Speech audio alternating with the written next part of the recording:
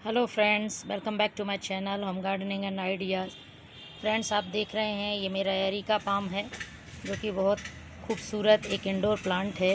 लेकिन अधिकतर लोगों की शिकायत रहती है कि जब वो इस प्लांट को नर्सरी से लाते हैं और घर पर लगाते हैं तो कुछ दिनों बाद ही ये एरिका पाम का प्लांट जो है वो मर जाता है। तो मैं आपको कुछ ऐसी केयर टिप्स बताऊंगी कि नर्सरी से लाकर आपको किन बातों का ध्यान रखना चाहिए जिससे कि आपका एरिका पाम ख़राब ना हो। पहली बात कि आप मौसम का चुनाव करें कि आप किस मौसम में एरिका पाम को नर्सरी से ला रहे हैं।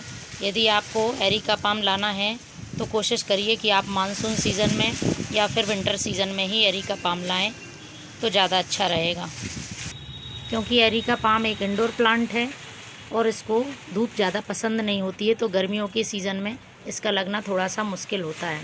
दूसरी बात है कि यदि आप इसको नर्सरी से लाते हैं तो ये आपको पॉली बैग में मिलता है, तो आप उसको 8 से 10 दिन के लिए इसी तरह से घर पर रखा रहने दें। तुरंत आप उसको पॉट में नहीं लगाएं, क्योंकि इस पर शॉकिंग इफ़ेक्ट रहता है प्लांट पर। वह दूसरी जगह से आता है तो इसका एनवायरनमेंट चेंज हो जाता है। तो पहले आप उसको 7 से 8 दिन ऐसे ही पॉली बैग में रखा रहने दें। इसके बाद आप इसको पॉट में लगाएं। इसके बाद आप तीसरी बात ये है कि आप जब भी इसको पॉट में लगाते हैं तो पहले कोशिश करें कि पॉली बैग से निकालने के बाद इसे छोटे पॉट में लगाएं, ज़्यादा बड़ा पॉट यूज़ ना करें।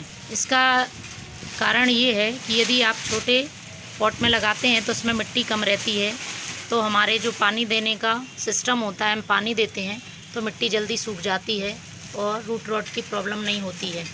लेकिन यदि आप डायरेक्ट किसी बड़े पॉट में लगा देते हैं तो उससे इसकी जड़ें गलने की समस्या क्रिएट हो सकती है और प्लांट आपका ख़राब हो जाएगा।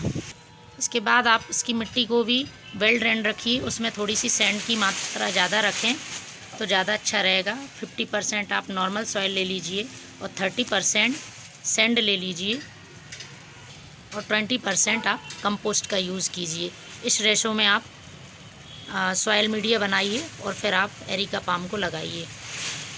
इसके बाद बात करेंगे इसको सनलाइट की, तो इसको सेमी शेड में रखिए। आप डायरेक्ट सनलाइट में ना रखें। नर्सरी से जब आप प्लांट लाते हैं तो बहुत ज़्यादा सेंसिटिव रहता है वो, तो उसको आप थोड़ा सा धूप से बचा के रखिए और वाटरिंग भी उसमें कमी करिए, ज़्यादा पानी से भी वो ख़राब हो जाता है। तो फ्रेंड्स, एरिका पाम में जब हम नर्सरी से लाते हैं तो ये कुछ बातें थी ध्यान देने की। यदि आप इन बातों को ध्यान देते हैं और इस तरह से अपना एरिका पाम लगाते हैं तो निश्चित तौर पर आपका एरिका पाम बढ़ेगा, ग्रोथ करेगा और काफ़ी हेल्दी बनेगा। Thank you.